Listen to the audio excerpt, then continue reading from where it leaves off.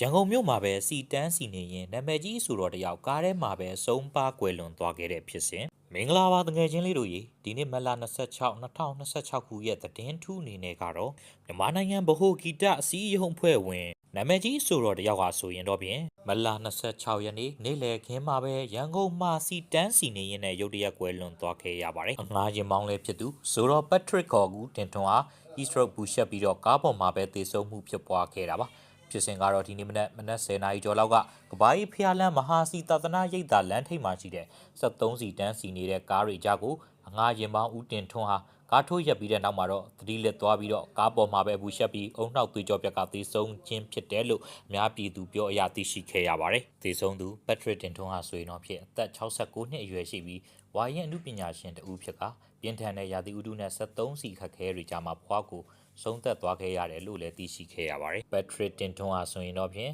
မြန်မာနိုင်ငံဂီတစီးရုံဗဟိုအဖွဲ့ဝင်ရဲ့အားကိုးရတဲ့ဒေသန်ရှင်ဦးလည်းဖြစ်ပါတယ်။ပြင်းထန်တဲ့ရာသီဥတုနဲ့73စီတွေအခက်ခဲတွေကြားမှာပြည်သူတွေရဲ့ဘဝကခက်ခက်ခဲခဲကြမ်းတမ်းနေရတာကဒီဖြစ်ပျက်နဲ့ပတ်သက်ပြီးတော့မိမောင်းထုတ်ပြထားခဲ့ပါတယ်။ကွယ်လွန်သွားခဲ့သူပက်ထရစ်တင်ထွန်းနေနဲ့သူ့ရဲ့အငှားToyota Fitter တက်စီကိုမောင်းနှင်နေကြောင်းကိုလည်းသိရှိခဲ့ရပြီးတော့ခုလိုမျိုးတက်စီအတွက်စီတန်းစီနေစဉ်တောတွင်မှာပဲကားပေါ်မှာပဲအသက်ဆုံးရှုံးသွားခဲ့တာပါဒီဖြစ်စဉ်နဲ့ပတ်သက်ပြီးတော့ကယ်ဆယ်ရေးအဖွဲ့ဝင်တွေရဲ့ပြောပြချက်တွေအရခုချိန်ပူပြင်းတဲ့ကာလအပူဒဏ်တွေကြောင့်အသက်အန္တရာယ်ရှိပါတယ် heat stroke ကုလိုမက်လာရဲ့ပြင်းထန်တဲ့ပူချိန်အောက်မှာကားထဲမှာအကြာကြီးပိတ်မိနေခြင်းဟာဆိုရင်တော့ဖြင့်ဘိုးပူချိန်ကိုရုတ်တရက်မြင့်တက်စေပြီးတော့နှလုံးနဲ့အုံနောက်ကိုထိခိုက်စေနိုင်ပါတယ်အထူးသဖြင့်သွေးတိုးသို့မဟုတ်နှလုံးရောဂါခံရှိနေသူတွေအတွက်ပိုပြီးတော့စိုးရိမ်ရပါတယ်လေဝင်လေထွက်တဲ့ကာဗွန်မိုနောက်ဆိုက်တွေကအစီတန်းစီရင်းနဲ့ကားဆက်နှိုးပြီးတော့အဲယာကွန်ဖွင့်ထားတဲ့အခါမှာဆိုရင်လေဝင်လေထွက်မကောင်းတဲ့အခါဒါမှမဟုတ်ကားအိတ်စောယူစိတ်မှုရှိနေတဲ့အခါအနက်မရှိတဲ့ကာဗွန်မိုနောက်ဆိုက်ဓာတ်ငွေ့တွေကြောင့်လည်းသတိလစ်ခြင်း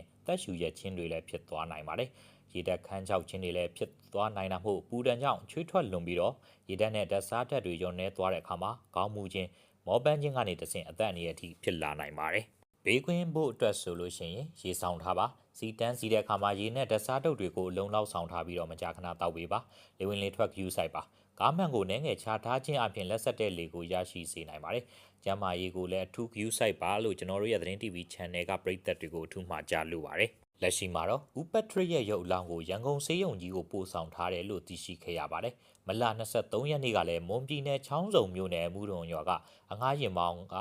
73စီတန်းစီပြီးအပြန်မှာတော့နေအိမ်မှာ